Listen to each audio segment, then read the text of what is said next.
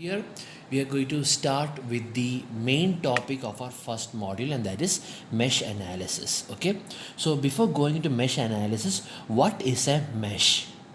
MESH. What is a mesh, right? So you need to understand the difference between a mesh and a loop, right? Loop. So loop means basically any closed circuit, right? Any closed circuit, right, is considered as a loop, right? So for example, if you take the circuit, right, let's take this example. So here the closed, so which of the parts over here are closed? See, this is considered as a closed circuit, right? This is considered as a closed circuit. This is also considered as a closed circuit. This is also considered as a closed circuit, R4, R5 and R6.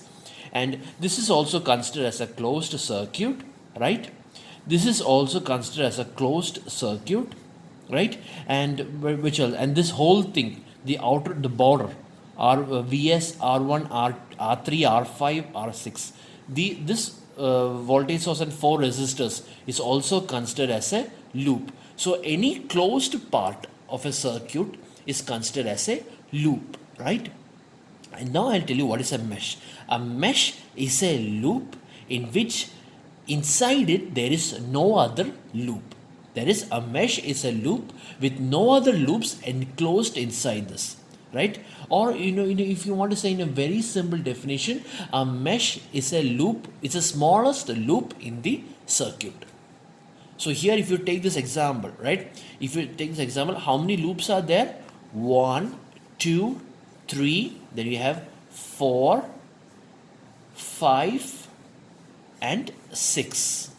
So there are 6 loops. Now, if you ask me how many mesh are there are 3 meshes. That is mesh 1, mesh 2, mesh 3. Why this is a mesh? Because there is no other loop inside it, right? Here also no other loop. Here also there also no other loop. That is why these are called as meshes, right? But if you take this closed circuit, VS, R1, R3, R4, okay, this is a loop. Why? Because inside the loop there are 2 other loops, right? 2 other meshes. That is the difference between a loop and a mesh. So basically in mesh analysis, this is a mesh analysis we are talking about. So in mesh analysis, what you do is that we analyze each and every mesh in any given circuit, right? That is called as mesh analysis. And how do we analyze it is we express the equation, or we write the equation of each and every mesh in the circuit. And that is how we find the value of the current or voltage across any device, right?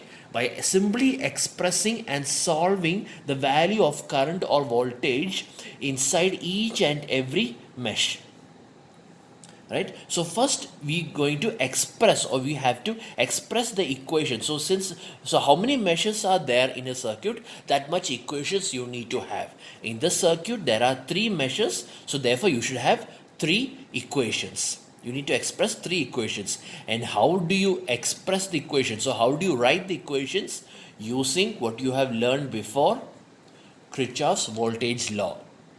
Because we have already learned that Kirchhoff's voltage law is nothing but the algebraic sum of the voltages, or the algebraic sum of the branch voltages of any closed circuit is equal to 0. So that means I can basically apply my Kirchhoff's voltage law to each and every mesh. I can simply apply it to each and every mesh. Since this is true, then I can apply this to any loop. But for simplicity, I can apply it to any mesh, right?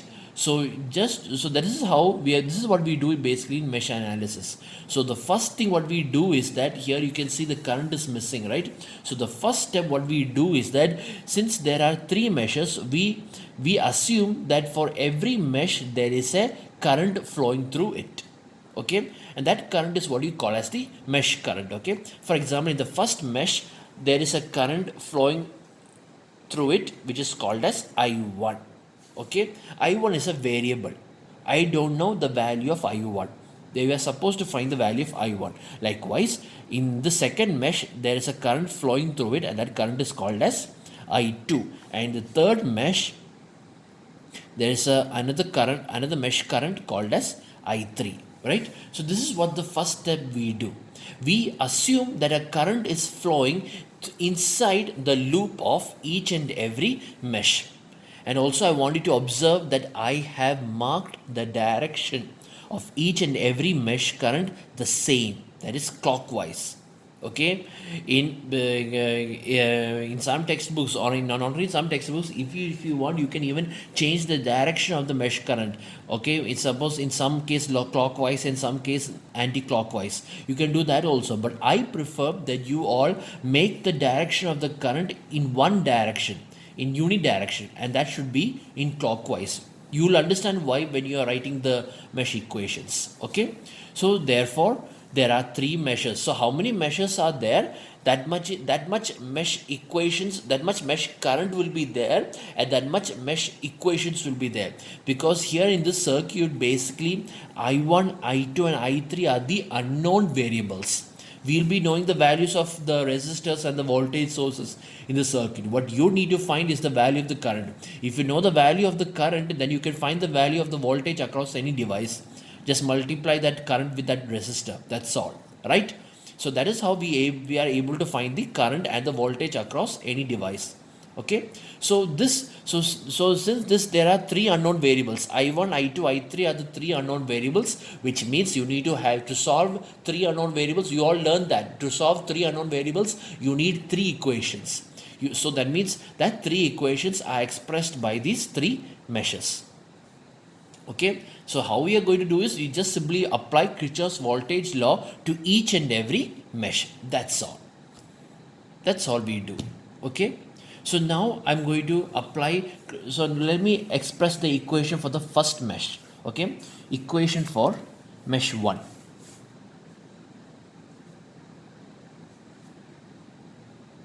Equation for mesh 1. Okay, so one thing you need to understand about this mesh current. Okay, see, because from looking at the mesh current, I can tell you the current across any device in the circuit. If we are able to mark the mesh current of each and every mesh, then I can tell you the value of the current across any elements in the circuit. For example, since this is the current that I have marked over here, so let's see what is the current that is flowing through R1. That is I1. The name of the current that's flowing through R1 is I1. And what is the current that's flowing through R3? I2. What is the current that's flowing through R5? I3. What is the name of the current that's flowing through R6? That is also I3. Okay. And likewise, what is the name of the current that is flowing through R2? You see, R2, what is the current across R2? Is it I1 or is it I2? See, if you look very carefully, in this branch, I1 is flowing downwards. I1 is flowing downwards, and since I have marked I2 like this, which means I2 is flowing upwards, right? I1 is flowing downwards and I2 is flowing upwards, which means the two directions of the current are opposite to each other.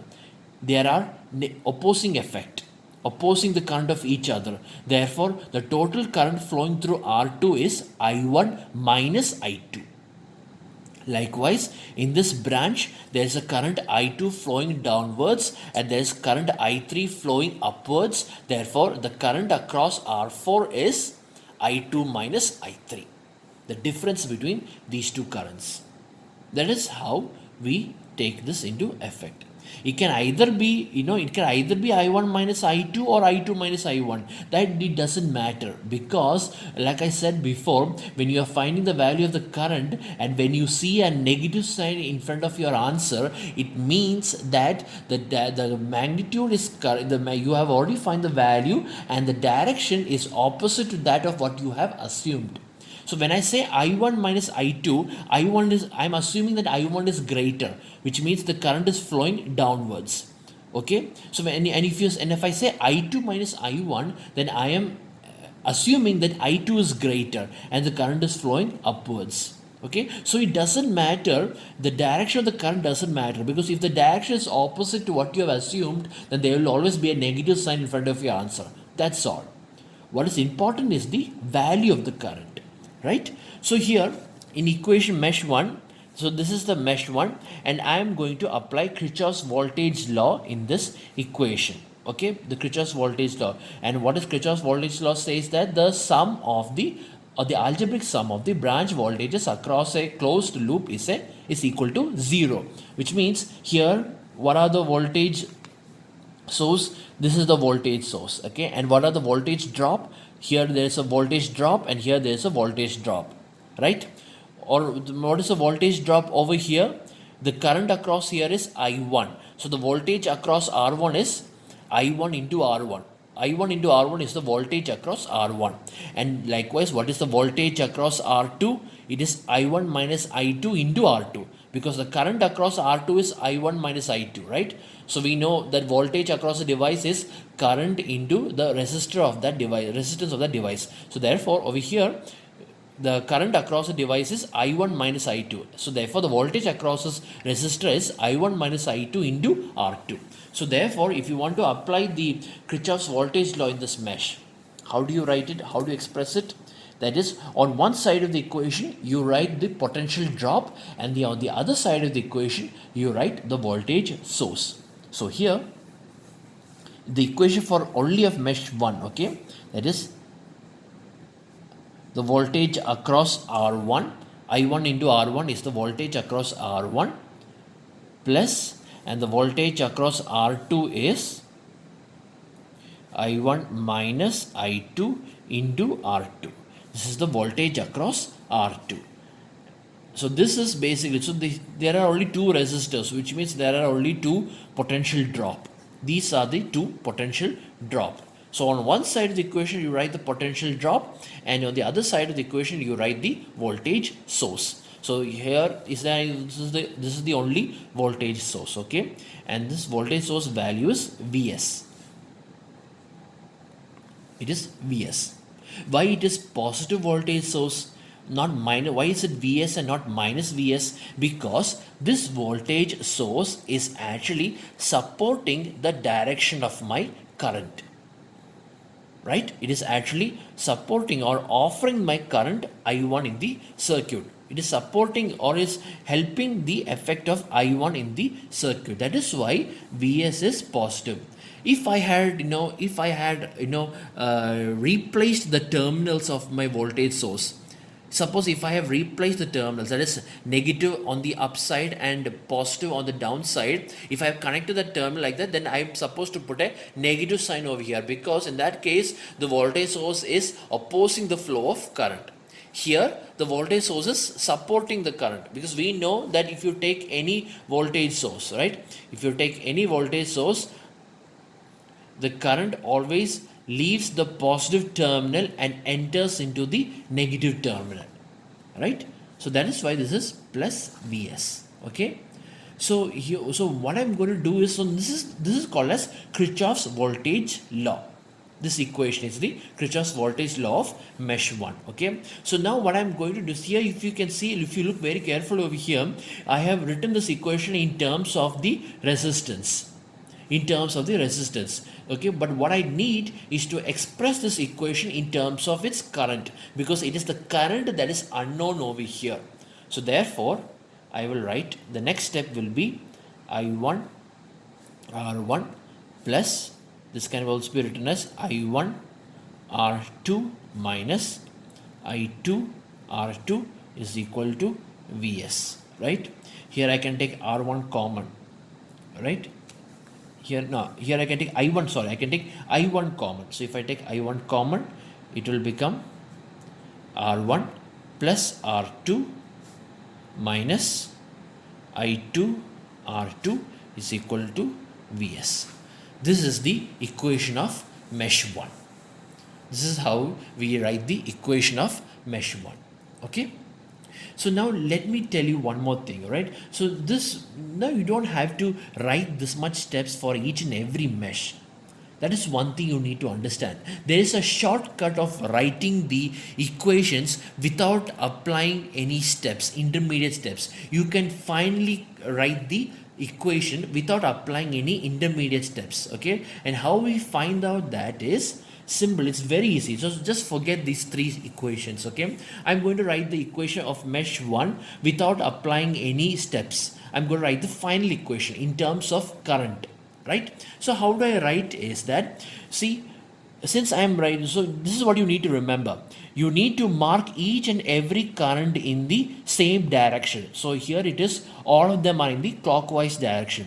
So now when I'm going to write the equation of mesh 1 as a shortcut method, okay, which mesh equation are you writing? That current must be always be positive, and the current of the other meshes must be considered negative.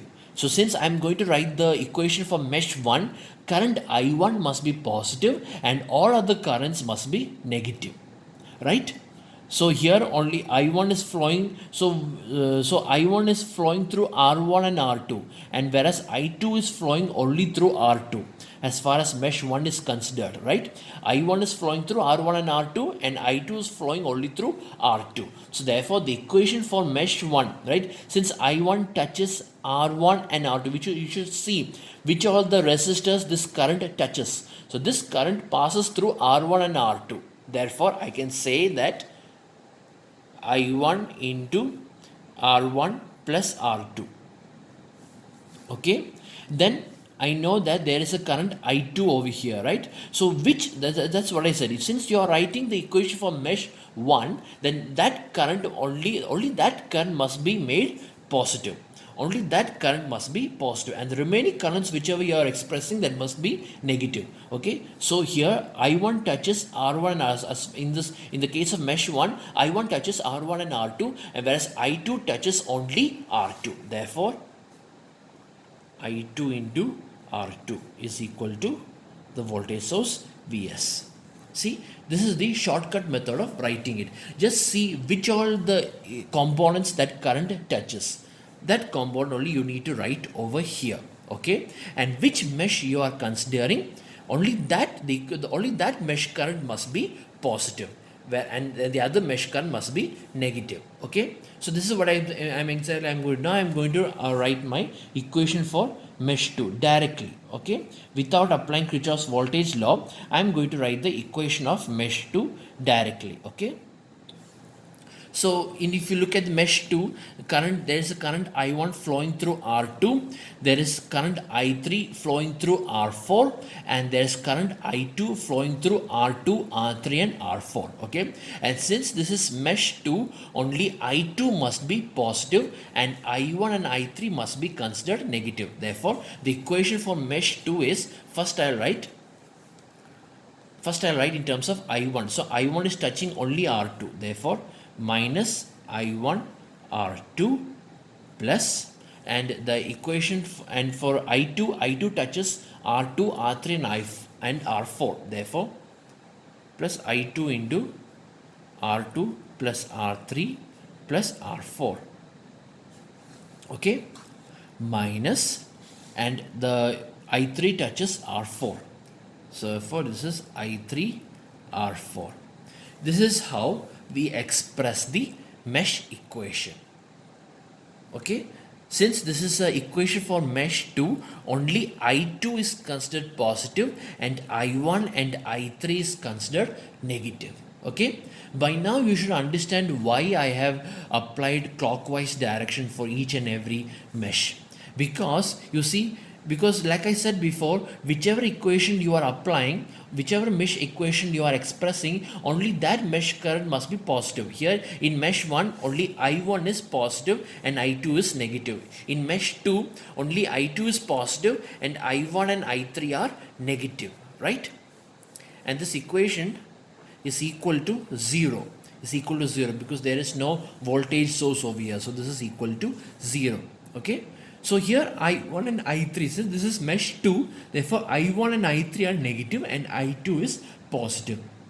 See, now you will understand why I have applied all in clockwise direction, because if you apply clockwise direction, right, then always that mesh current can be considered as positive and the remaining mesh current can be considered as negative. For example, over here, since this is all in clockwise direction, I1 is flowing downwards and I2 is flowing upwards. That is why we have a minus sign over here. right? Likewise over here also, I2 is flowing downwards and I3 is flowing upwards. So when you are writing the equation for mesh 2, I2 is considered positive and I3 is considered negative. Which means which equation you are writing, which mesh equation are you writing, that mesh current must be made positive and all other mesh current in that mesh must be considered negative. So the equation for mesh 3, equation for mesh 3, right? So in mesh 3 there is only I2 and I3. I2 is touching only R4, whereas I3 is touching R4, R5 and R6. And this is mesh 3 equation, which means I3 must be positive and I2 must be negative. Therefore the current is minus I2 into R4, okay, minus I2 into R4 plus I3 into R4 plus R5 plus R6. There is no voltage source over here, equal to 0. Okay, this is the equation for mesh 1, this is the equation for mesh 2, and this is the equation for mesh 3. Okay, let me write these three equations separately again. That is, the first equation is I1 into R1 plus R2 minus I2 R2 minus I2 R2 is equal to Vs. This is the equation for mesh 1. Okay, minus, next is the equation for mesh 2 is minus I1 R2 plus I2 into R2 plus R3 plus R4 minus I3 R4 equal to 0. Okay, and the equation for mesh 3 is minus I2 R4 plus I3 into R4 plus R5 plus R6 is equal to 0. Okay, so these are the three equations. This is the equation for mesh 1. That is why I1 is positive, only I1 is positive and the remaining current is negative. This is the equation for mesh 2, and that is why only I2 is positive and all other remaining current terms are negative. And this is the equation for mesh 3, and so you can see here only I3 is positive and the minus sign is, and the remaining currents are negative.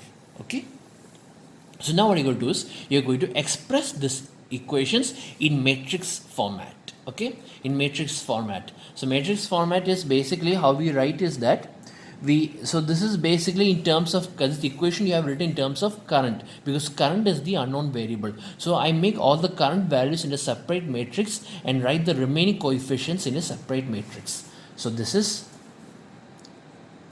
R1 plus R2 minus R2 0, and over here the value of here, because the value of the coefficient of I1 is R1 plus R2, coefficient of I2 is minus R2. Okay, and the coefficient in this equation there is no I3, therefore the coefficient of I3 is 0. In the second row or in the second equation, the coefficient of I1 is minus R2, the coefficient of I2 is R2 plus R3 plus R4, and the coefficient of I3 is minus R4. And in the third row, right, in the third equation, the equation for I1, the coefficient of I1 is 0 because there is no I1 over here. Therefore the coefficient of I1 is 0, the coefficient of I2 is minus R4, and the coefficient of I3 is R4 plus R5 plus R6. This is the coefficient matrix. Then you write the current value I1, I2, I3 is equal to, and your voltage sources matrix is Vs 0, 0. Because only the first equation there is Vs, on second equation it is 0, and the third equation also it is 0. Okay. So now how do you express the value of the current, right? So how to express is that this is how we do it. That is, if you want to find the value of I1, if you want to find the value of I1, then the I1 is nothing but the ratio of two determinants of the matrices. Which matrix I will tell you. If you want to find the value of I1, you need to find the ratio of the determinant of the matrix Vs00 minus R2, R2 plus R3 plus R4 minus R4, 0 minus R4, R4 plus R5 plus R6 by the determinant of the coefficient matrix, that is R1 plus R2 minus R2, 0. Here it is minus R2. Here it is R2 plus R3 plus R4. This is minus R4. This is 0 minus R4. And this is R4 plus R5 plus R6.